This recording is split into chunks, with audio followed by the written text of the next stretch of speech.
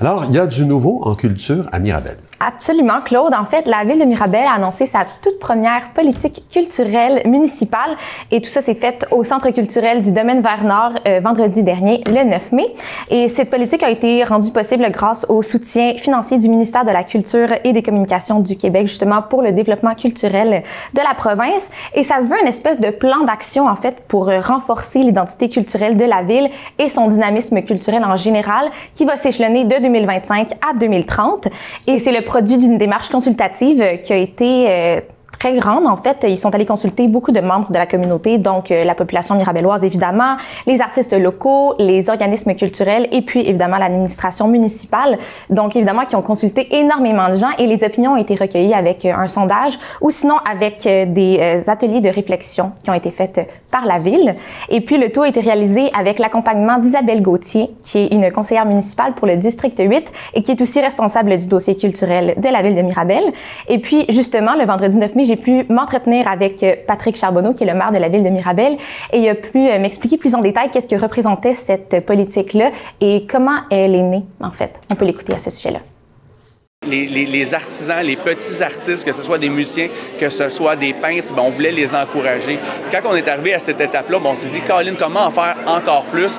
C'est là qu'à ce moment-là, la politique culturelle est vraiment venue apparaître et qu'on a décidé de la mettre en place justement pour continuer à bonifier notre offre. On va être capable de dynamiser notre patrimoine culturel et aussi aider tous nos artistes par notre plan d'action qu'on veut mettre en place justement pour continuer de faire rayonner nos artistes et notre ville.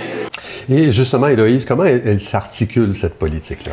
Oui, en fait, il y a 4 orientations principales à cette politique-là qui ont été annoncées. Donc, la première, c'est l'accès, la participation citoyenne et l'inclusion. Ça se veut réduire les barrières physiques, financières et sociales, comme par exemple en créant des activités de médiation culturelle.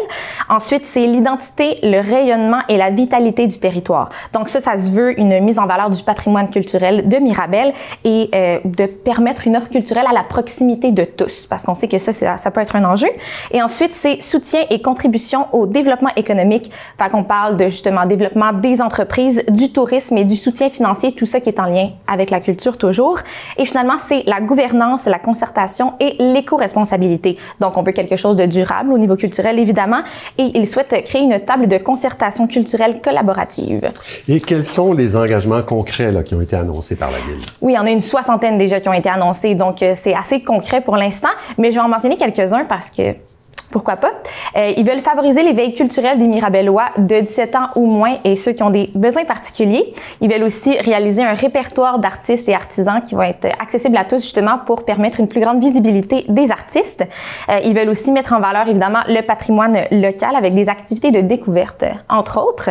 Ils veulent aussi soutenir la relève culturelle évidemment et les initiatives qui sont innovantes en culture et puis mettre en application des mesures éco-responsables. Il y en a plusieurs autres évidemment, comme mentionné.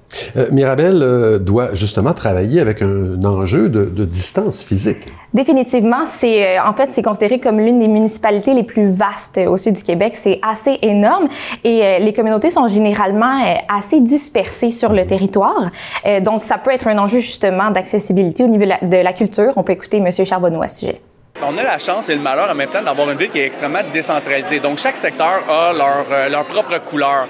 Donc, on va être capable maintenant, grâce à notre plan d'action, de pouvoir faire ressortir ces couleurs-là et les gens vont pouvoir vraiment s'identifier à certains secteurs de la ville. Donc, on voulait vraiment mettre en lumière, par l'entremise de tous nos artistes, cette espèce de belle couleur qu'on peut avoir et qui fait qu'on est vraiment une ville qui devient homogène par le fait même.